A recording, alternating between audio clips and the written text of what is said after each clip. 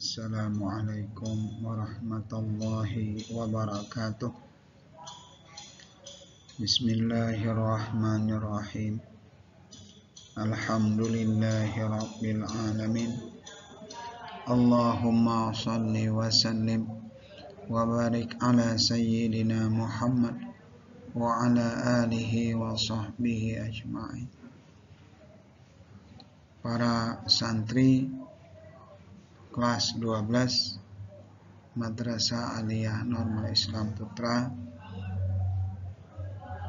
pada pertemuan kali ini kita akan membahas salah satu uslub Arab, uslub yang ada dalam bahasa Arab, yaitu al-faslu wal waslu. Silahkan kalian buka bukunya. Pembahasan al-faslu wal waslu ini ada dalam pembahasan bagian dari ilmu ma'ani. Jadi yang ingin kita pelajari pada kali ini adalah al-faslu wal waslu. Dalam pelajaran ini ada 3 subbahasan yang ingin kita capai. Pertama, siswa memahami apa arti al-faslu dengan al-waslu itu. Yang kedua, siswa mengetahui tempat-tempat al-faslu yang disebut di dalam buku Mawadhi'ul Fasli. Yang ketiga, siswa mengetahui tempat-tempat al-waslu.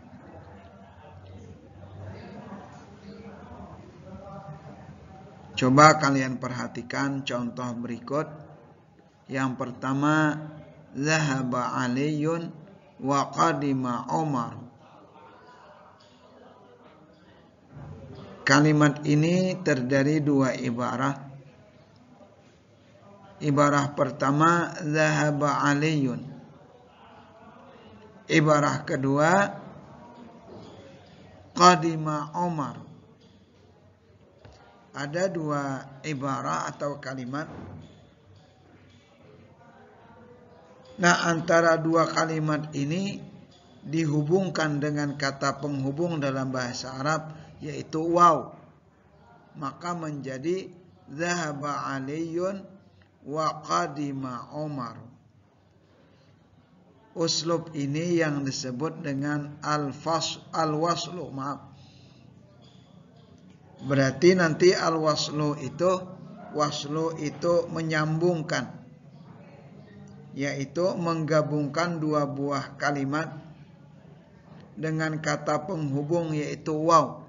Atau bahasa yang ada dalam bahasa Arab adalah atfu jumlatin ala jumlatin bil wawi.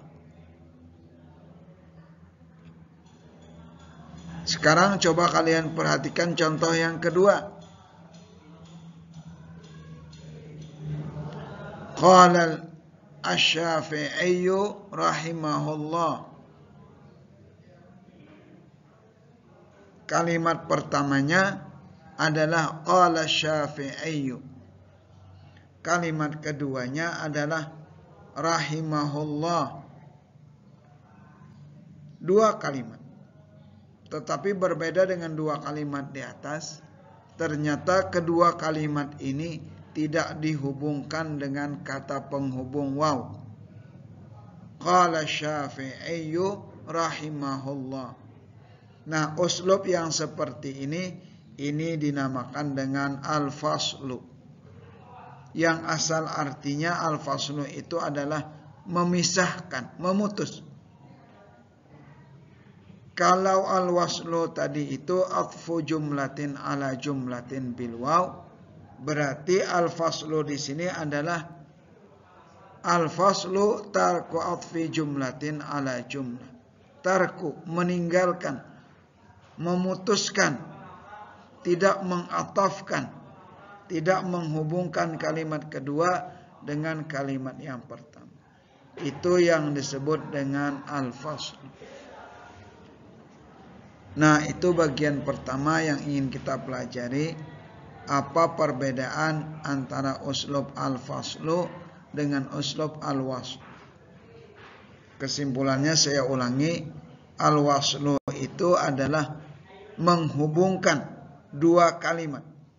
Jadi intinya di sini ada dua kalimat dalam bahasa Arab yang dihubungkan dengan kata penghubung, yaitu waw.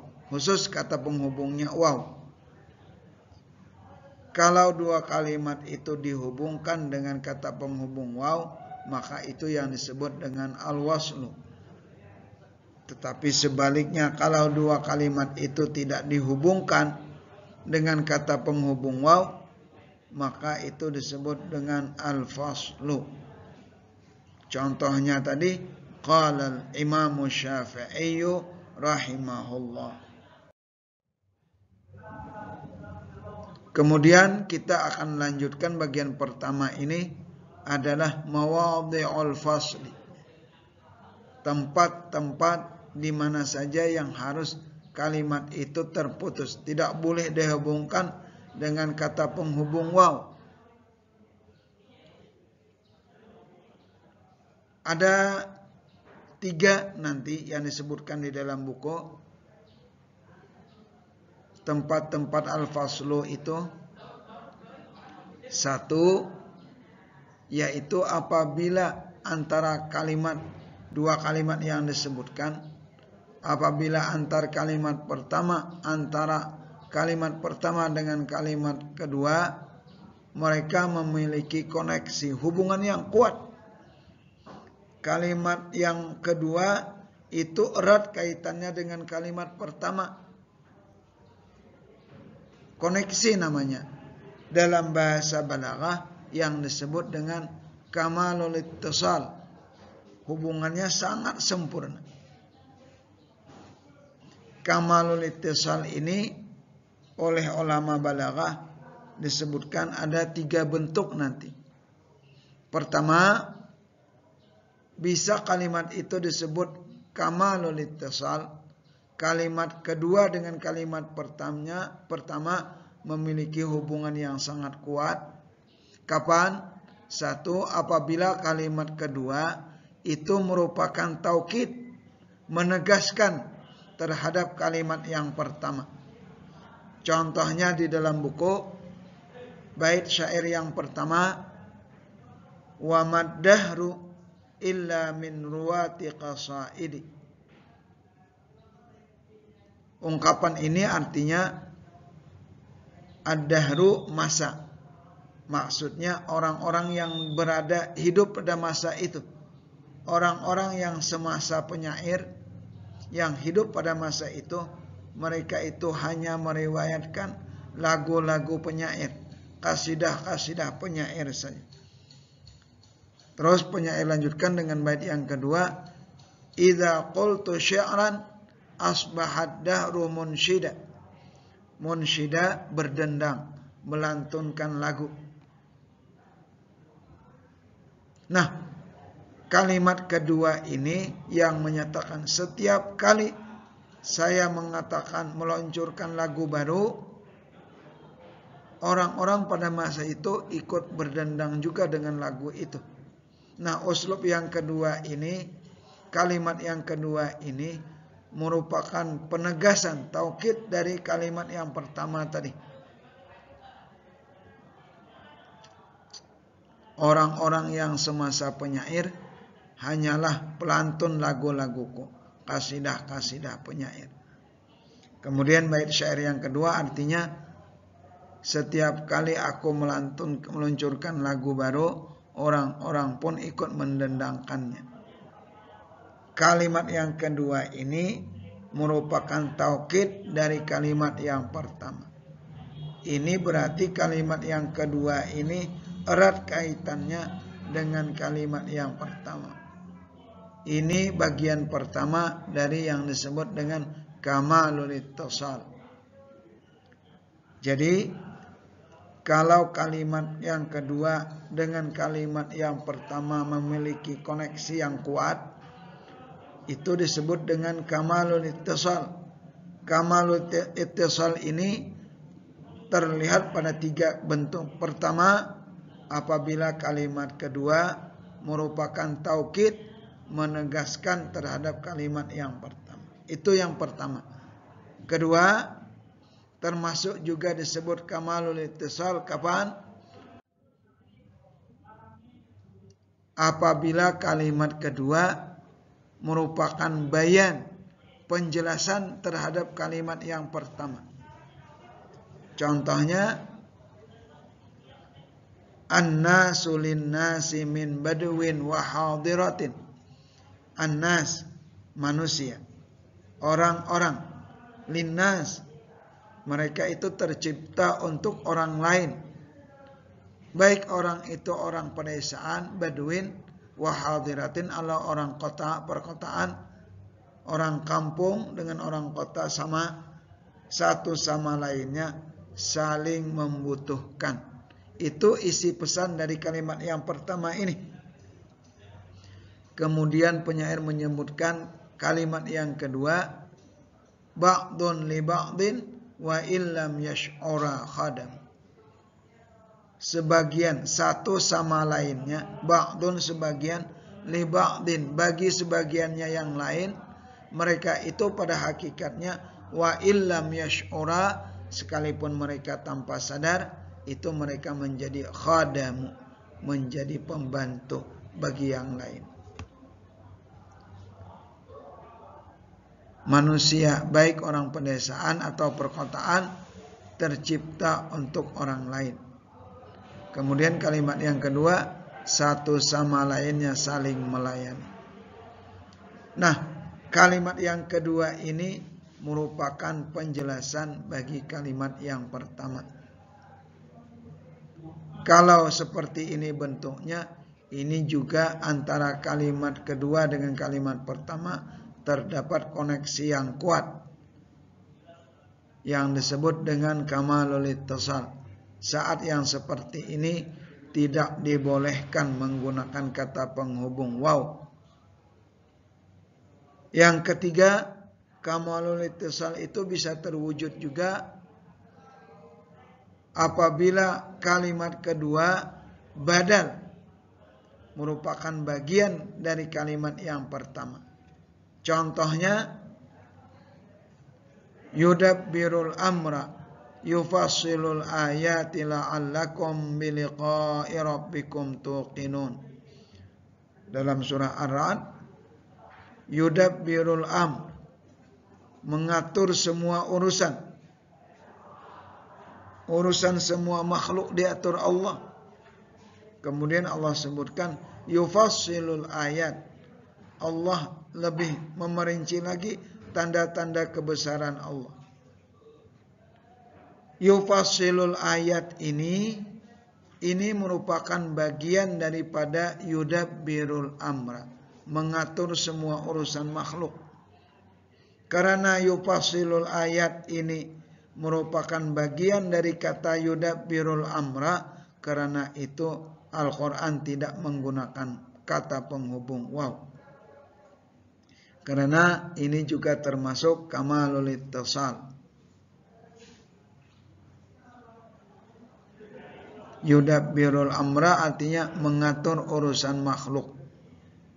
Sementara dengan yufassilul ayat menjelaskan tanda-tanda kekuasaan Allah. Nah, inilah bagian pertama, kapan dua kalimat tidak boleh dihubungkan dengan kata penghubung waw, atau dengan bahasa lain yajibul faslu, wajib hukumnya al-faslu, terpisah. Tidak boleh menggunakan kata penghubung waw antar dua kalimat. Kapan? Bagian pertama ini, yaitu jawabannya ketika antara kalimat yang kedua dengan kalimat yang pertama memiliki hubungan yang sangat kuat, koneksi yang kuat. Dalam bahasa Arab disebut dengan kamalul ittisal. Kamal, sempurna, ittisal, hubungan. Kamalul ittisal ini tadi terwujud dalam 3 bentuk. Yang pertama, apabila kalimat kedua ini merupakan taukid, penegasan dari kalimat yang pertama. Contohnya pada contoh yang pertama di dalam buku. Kedua, apabila kalimat kedua merupakan bayan, penjelasan dari kalimat yang pertama. Yang ketiga, apabila kalimat kedua ini merupakan badal, bagian dari kalimat yang pertama, maka saat itu disebut kamalul ittisal. Saat kamalul ittisal tidak boleh menggunakan kata penghubung waw, atau makna lain yajibul faslu. Yang kedua, yajibul faslu itu kapan? Apabila antara kalimat yang kedua dengan kalimat yang pertama sebaliknya dari bagian yang pertama tadi. Kalau yang pertama tadi memiliki hubungan yang sangat kuat, kalau bagian yang kedua ini antara kalimat yang kedua dengan kalimat yang pertama tidak memiliki hubungan sama sekali, yang disebut dengan kamalul inqita'. Kamalul inqita' ini terwujud dalam dua hal. Pertama, apabila kedua kalimat yang disebutkan itu berbeda bentuknya. Dulu pada pelajaran pertama dalam pembelajaran ilmu ma'ani, kalian ada mengenal istilah ada jumlah insya'iyah, ada jumlah khabariyah. Nah, kedua kalimat ini berbeda bentuknya. Misalnya kalimat pertama bentuknya insya'iyah, sementara kalimat kedua khabariyah. Maka berbedanya ini membuat antar dua kalimat ini tidak bisa dihubungkan dengan kata penghubung. Contohnya di dalam buku contoh keempat, ya sahibat dunyal muhib, ya sahibat dunyal muhibbalaha. Hai orang yang pemilik dunia yang begitu mencintai dengan dunianya, antal ladzi la yanqadi ta'abu. Engkaulah orang yang tidak akan henti-hentinya merasakan kelelahan. Kalimat pertama ya sahibat dunyal muhibbalaha ini bentuknya insya'iyah. Karena bentuknya nida.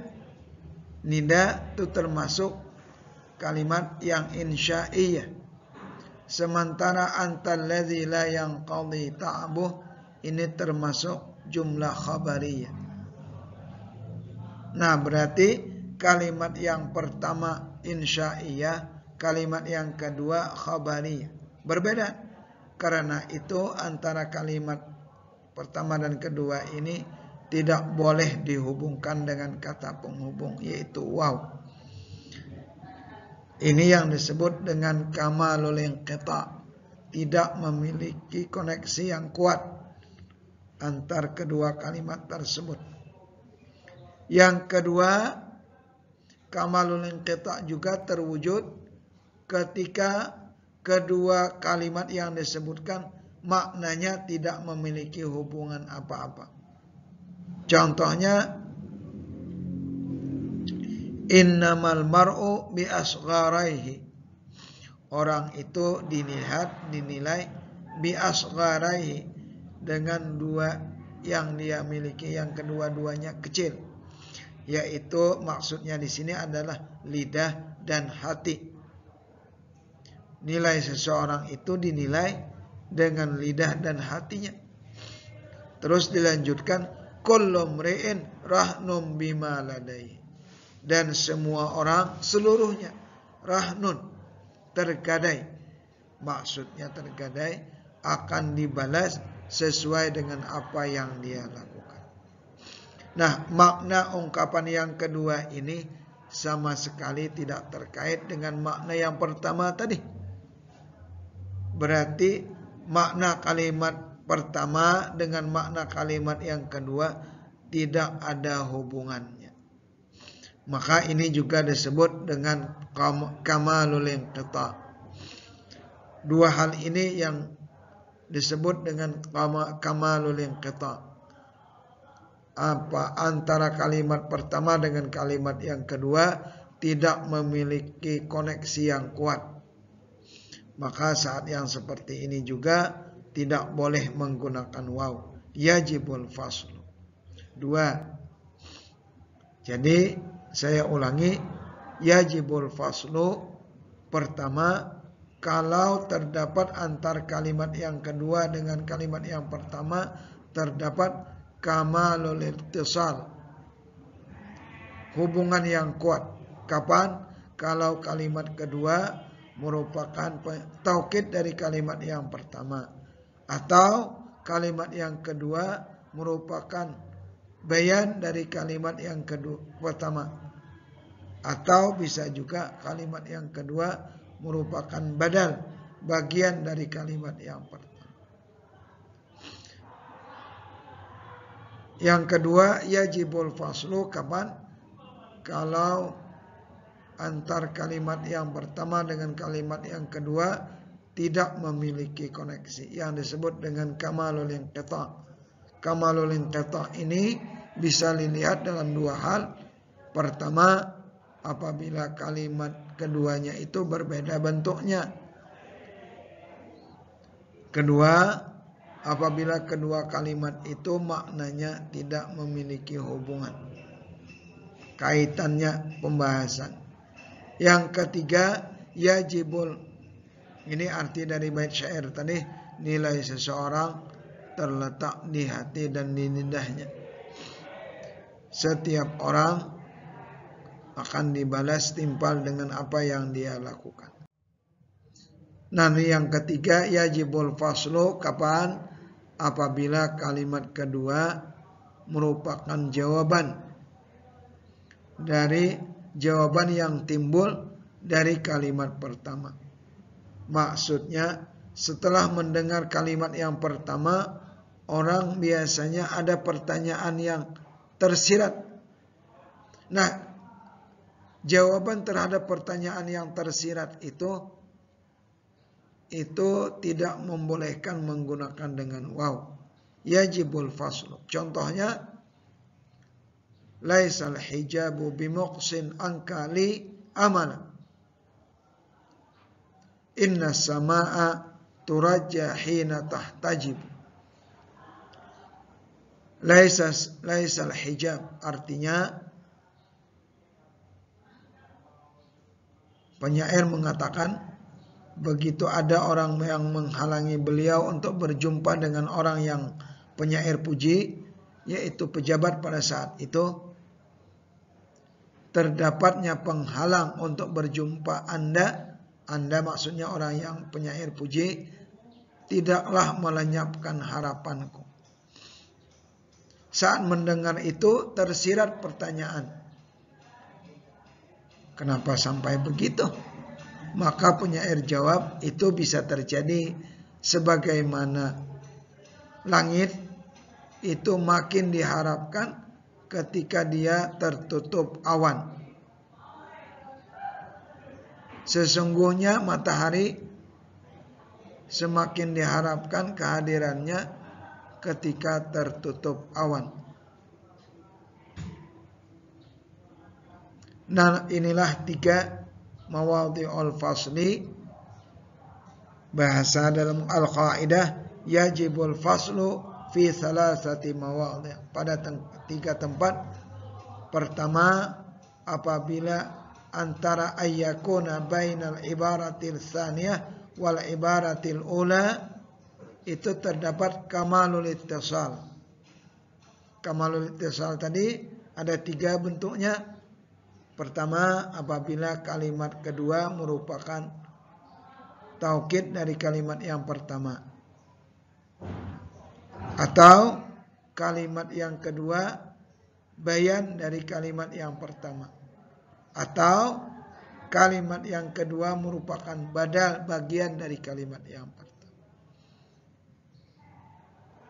Yang kedua, apabila ayyakuna bainal ibarati tsaniyah wal ibaratul ula ayyakuna bainahuma kamalul inqita', sama sekali tidak memiliki hubungan sama sekali. Wujudnya pertama, kedua bentuk kalimat tersebut berbeda. Yang satunya insya'iyah, yang satunya khabariyah. Itu juga yajibul fasl. Yang kedua, apabila makna yang terdapat dalam kedua kalimat tersebut tidak memiliki kaitan apa-apa.